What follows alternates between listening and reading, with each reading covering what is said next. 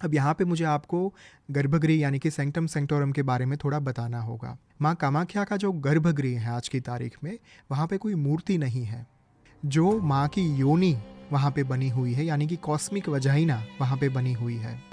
ये कथा अत्यंत प्रचलित है कि माँ सती का जो एक अंग था, योनि थी उनकी, वो यहाँ पे गिरी थी जब महादेव उनके शव को अपने कंधे पर उठाकर पूरे विश्व का भ्रमण कर रहे थे, और भगवान विष्णु ने अपने सुदर्शन चक्र के माध्यम से माँ के शरीर के 51 टुकड़े कर दिए, और वो 51 टुकड़े जहाँ पे स्थापित हुए वहाँ पे स्थापित हुई शक्तिपीठ। इम्पॉर्टेंट बात यह है कि ये योनि जब कामाख्या में स्थापित हुई, आज की तारीख में माँ के गर्भगृह में इस योनि से कॉन्स्टेंटली जल की प्राप्ति हो रही है। जैसे योनि का जो भाग रहता है वो हमेशा जल से भरा हुआ रहता है, तो ये जो जल है वही माँ कामाख्या का प्रसाद है।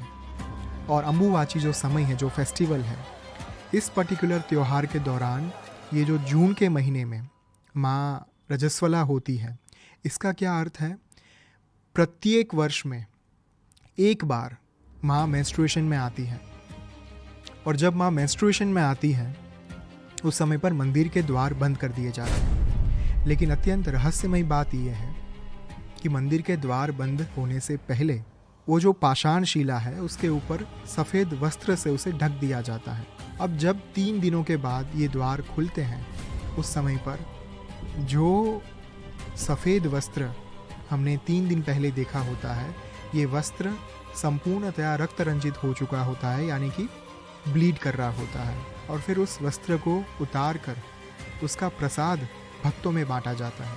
तो ये जो पाषाण शिला थी, इस पर्टिकुलर शिला के ऊपर केंदुकलई जो पुजारी थे